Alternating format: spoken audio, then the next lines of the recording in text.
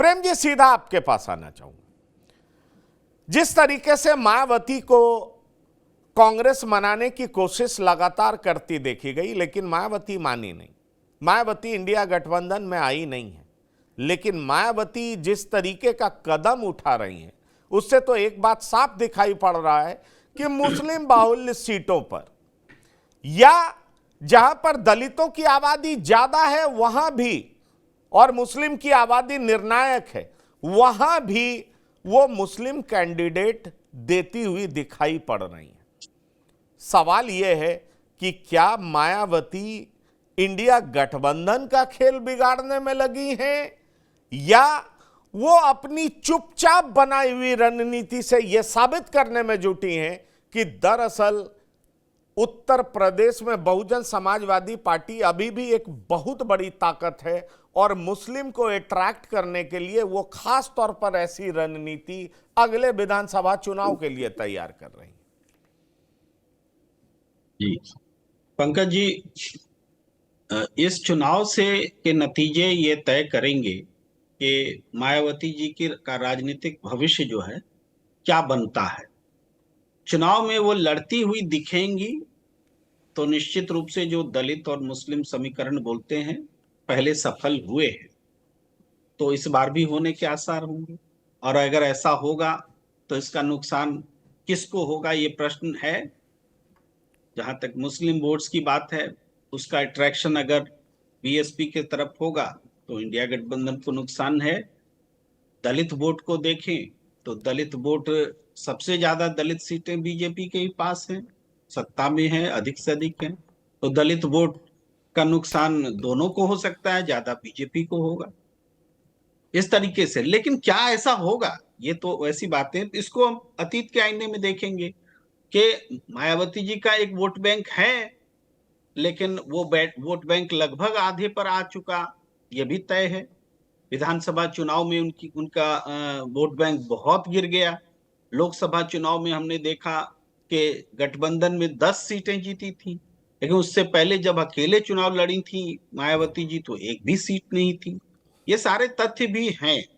तो अगर जनता समझती है कि मायावती जी चुनाव लड़ने के लिए, जीतने के लिए लड़ रही है, ये मैसेज अगर देने में वो कामयाब हो गई, तब तो निश्चित रूप से गंभीर एक पार्टी के तौर पर। लेकिन चूंकि ये इलेक्शन बाइपोलर हो रहा है और अब तक का जो स्वरूप दिखता है, तो उसमें मायावती जी हो, असदुद्दीन ओवैसी हो, इनको कोई गंभीरता से जनता लेती है कि नहीं लेती। हालांकि दोनों का कंपेयर हमें भी उचित नहीं लगता है कि इन दोनों को कंपेयर किया जाए, लेकिन चूंकि उन्होंने भी 11 प्रत्याशी दिए तो मैंने जस्ट नाम ले लिया। तो उनको गंभीरता से लेती है जनता की नहीं लेती है, ये इंपॉर्टेंट बात है। तो इस पर निर्भर करेगा। लेकिन मायावती जी का पॉलिटिकल फ्यूचर का सवाल है ये इलेक्शन, सबसे बड़ी बात है। दूसरे को क्या नुकसान पहुंचाएंगे और किसको फायदा करेंगे, ये तो अलग प्रश्न है। उनके अपने फ्यूचर का सबसे बड़ा सवाल है, सबसे बड़ी परीक्षा है। जी हाँ, बोलिए बोलिए, आप चुप हो गए। हाँ, मैंने अपनी बात कह दी जी। अच्छा, सबसे आपके हिसाब से सबसे बड़ी परीक्षा उनकी इस चुनाव में होनी है, पर बड़ा सवाल यह है कि उनकी परीक्षा तो होगी, लेकिन खेल किसका बिगाड़ेंगे। आपने कहा यह चुनाव बाइपोलर है, प्रो मोदी एंटी मोदी। वो ना तो प्रो मोदी दिख रही है और ना एंटी मोदी दिख रही है। एंटी मोदी मैं इस सेंस में कह रहा हूं कि कांग्रेस का साथ समाजवादी पार्टी को है। समाजवादी पार्टी जोर जोर से कह रही है कि अगर बीजेपी को कोई हरा सकती है तो कांग्रेस पार्टी हरा सकती है। अब सवाल उठता है कि क्या मायावती मुस्लिम मतदाताओं को, दलित मतदाताओं को यह समझाने में कामयाब हो सकती हैं कि नहीं, कांग्रेस नहीं हरा सकती, अखिलेश नहीं हरा सकते, मायावती हरा सकती। और अगर यह समझाने में कामयाब हो जाएंगी तो क्या इसका नुकसान इंडिया अलायंस को नहीं होगा। ब्रजेश शुक्ला जी, आपको क्या दिखाई पड़ता है कि मायावती का यह मूव किसके लिए सबसे ज्यादा नुकसानदायक होगा? क्या यह अखिलेश यादव और राहुल गांधी की जोड़ी को सबसे ज्यादा नुकसान पहुंचाएगा, या इससे नुकसान बीजेपी को होगा? क्योंकि यह सच बात है कि दलित जाति से भी, समाज से भी ज्यादा जीते हुए उम्मीदवार बीजेपी से ही है? देखिए जी, सबसे पहली बात तो मैं ये कहूंगा कि पहले एक आपने शुरू किया था तो आपने कहा था कांग्रेस ने बहुत कोशिश की। कल मैं एक डिबेट में था और समाजवादी पार्टी ने पहले कह दिया था कि कांग्रेस की एक तरफा कोशिश थी ये। समाजवादी पार्टी ने कह दिया कि 17 सीटें मैंने दे दी है, 63 हमको लड़ना है, 17 में अपना दे दो जाके मायावती। ये कांग्रेसी उत्साहित थे कि किसी तरह मायावती को ले आया जाए। अब मायावती 17 में बांट देते क्या उसमें मान जाती। दूसरी बात यह है कि किसका नुकसान होगा। वास्तव में अब वो स्थितियां नहीं है। एक मैसेज बड़ी तेजी से गया है। मैं जब लोगों से बात करता हूँ, लोगों से बात जाता हूँ, मुसलमानों से बात करता हूँ, तो वो कहते हैं कि साहब मायावती जो है बीजेपी का वोट कर रही है, इसलिए इतने प्रत्याशी मुस्लिम।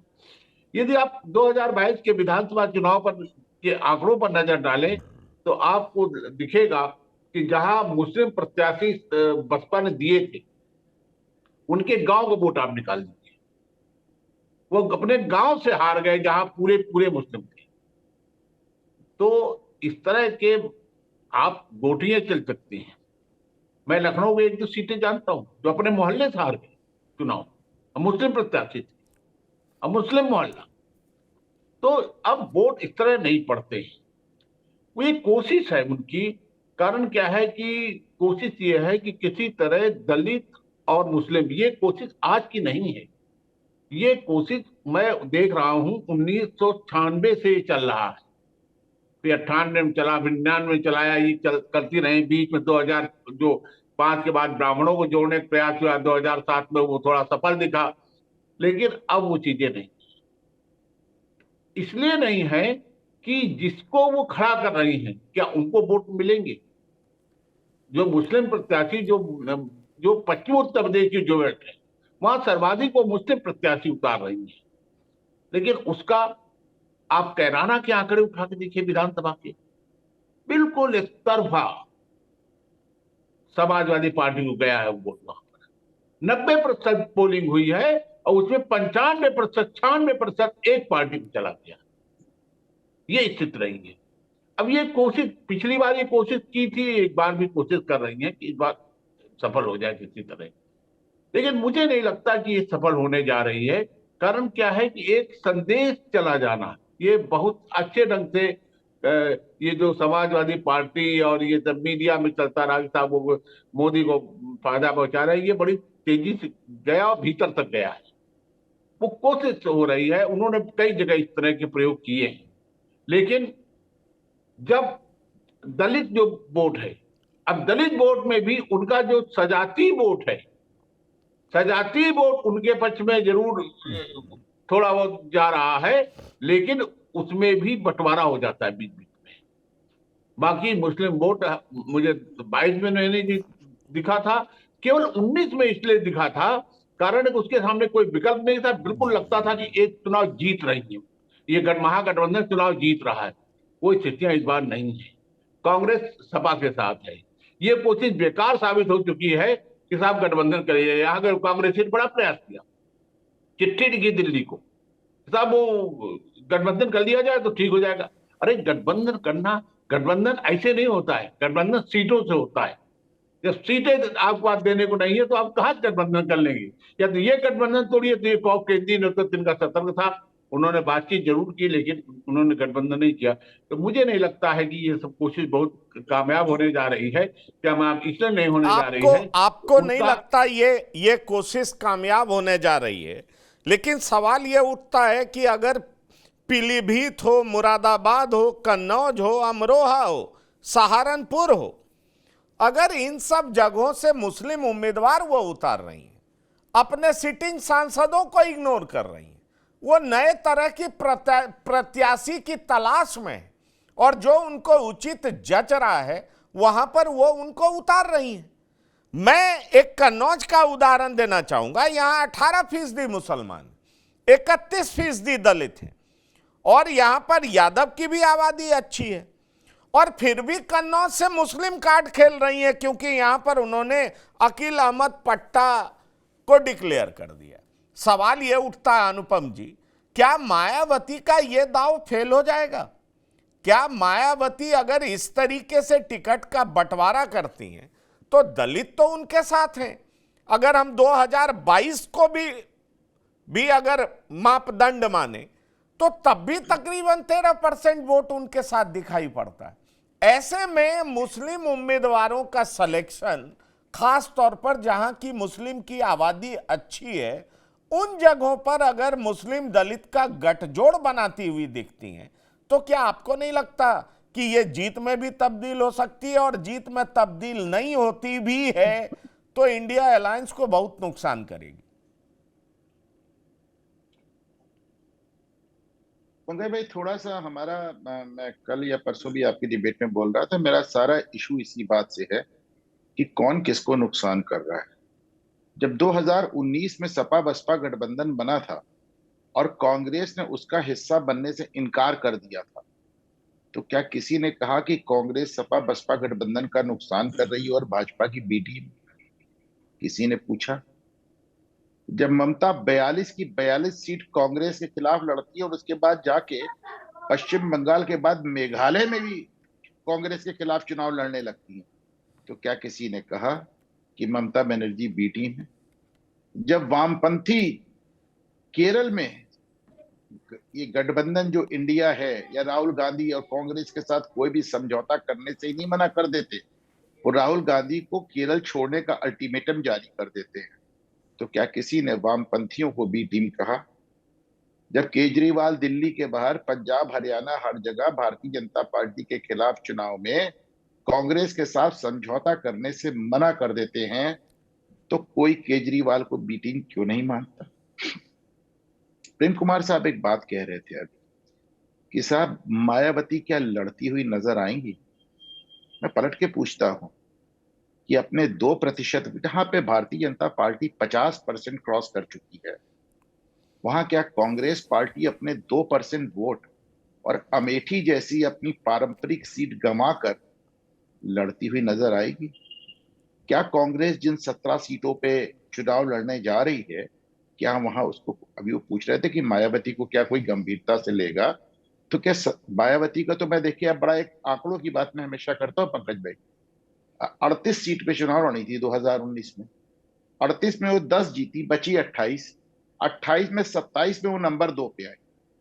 फिर से सुनिए, 38 सीट पे चुनाव लड़ी थी, 38 में 10 जीती, बची 28, 28 में 27 में मायावती बसपा नंबर 2 पे आई, केवल फतेहपुर सीकरी में नंबर 3 आई। कांग्रेस पार्टी जो तकरीबन, जो अमेठी को तो खैर चले हार गई, रायबरेली छोड़कर तकरीबन बाकी सारी सीट पर जिसकी जमानत जब्त हो जा रही है, जो पिछले चुनाव में 2% आ गई, जिसकी परवाह, अब देखिए हमारे प्रयागराज में देख लीजिए, जो 17 सीटें कांग्रेस को मिली उसमें एक प्रयागराज की सीट है। प्रयागराज की ये सीट 40 साल पहले 1984 में इंदिरा गांधी की हत्या के बाद एक वेव में अमिताभ बच्चन ने जीती थी। 40 साल पहले इस सीट को जीतने के लिए राजीव गांधी को, उस जमाने के सुपरस्टार अमिताभ बच्चन को राजनीति में लाने को पड़ा था, और 40 साल में ये सीट दोबारा नहीं जीती कांग्रेस ने। तो सवाल मेरा यह है कि अपने 2% वोट के साथ अमेठी गंवाने के बाद क्या कांग्रेस को 17 सीट पे कोई सीरियसली लेगा? क्या वो लड़ती हुई नजर आएंगी? और अगर नजर नहीं आएंगी तो फिर क्यों उनको बी टीम क्यों ना समझा जाए? रही बात बसपा की, जैसा कि मैंने बताया कि 38 सीट लाए थे, 10 जीते थे, 27 में नंबर 2 थे, 1 में नंबर 3 थे, फतेहपुर सीकरी। पश्चिमी उत्तर प्रदेश में जहां यादवों की संख्या कम है या ढेर सारी सीटों पे नहीं के बराबर है, वहां पे दलित और मुस्लिम वोट कागज पे मिला लीजिए, तीसरे वोट की जरूरत ही नहीं पड़ती है पंकज भाई। कहीं 50, कहीं 55, कहीं 60, कहीं 65 और कहीं 70 हो जाता है, कोई तीसरा वोट चाहिए ही नहीं। आप देखिए कन्नौज की बात करिए, कन्नौज में मैं मानता हूं कि मायावती ने अखिलेश यादव को घेरने के लिए मुस्लिम उम्मीदवार दे दिया। आखिरी बार 2000 में अकबर अहमद डंपी वहां गए थे, तब से कोई मुस्लिम उम्मीदवार नहीं लड़ा वहां। बीच में आम आदमी पार्टी ने किसी को यूं ही लड़ाया था, उसकी जमानत जब्त हो गई। तो 24 साल बाद वहां मुस्लिम कैंडिडेट दिया है उन्होंने। वहां पे एक बात ध्यान रखिए, जितनी यादवों की और ब्राह्मणों की जनसंख्या है, तकरीबन उतनी ही जनसंख्या मुसलमानों की है। उसके बाद भी कोई मुस्लिम कैंडिडेट नहीं लड़ा था। अब ऐसे में अगर वहां पे मायावती ने मुस्लिम कैंडिडेट दे दिया तो चलिए, मैंने मान लिया कि उन्होंने अखिलेश यादव को घेरने के लिए वहां पे एक मुस्लिम कैंडिडेट खड़ा कर दिया। परंतु मुझे ये बताएं कि जहां पे यादव जनसंख्या नहीं है, जो कि समाजवादी पार्टी का देखिए, कांग्रेस की तो कोई बात ही, उनका कोई वोट ही नहीं, मैंने बताया 2% है। ले दे कि इस गठबंधन में जो प्रभावी है वो समाजवादी पार्टी, और जहां पे यादव वोट बैंक नहीं है, उनका तो सीधे यही है कि यादव वोट बैंक प्लस मुस्लिम वोट बैंक। अब यादव वोट बैंक, आप क्योंकि आपके पास से ओम प्रकाश राजभर भाग गए, आपके पास से जयंत चौधरी भाग गए, आपके तमाम सहयोगी भाग गए, पल्लवी पटेल तक विद्रोह कर रही। बहरहाल, तो जहां यादव वोट नहीं है, वहां पे अगर दलित और मुस्लिम गठजोड़ जीतने के लिए पर्याप्त नंबर लाता है, तो अगर उन सीटों पर समाजवादी पार्टी अपना कैंडिडेट या मुस्लिम कैंडिडेट लड़ाती है, तो इसे क्या माना जाए कि सपा बसपा को डैमेज कर रही है कि बसपा सपा को डैमेज कर रही है।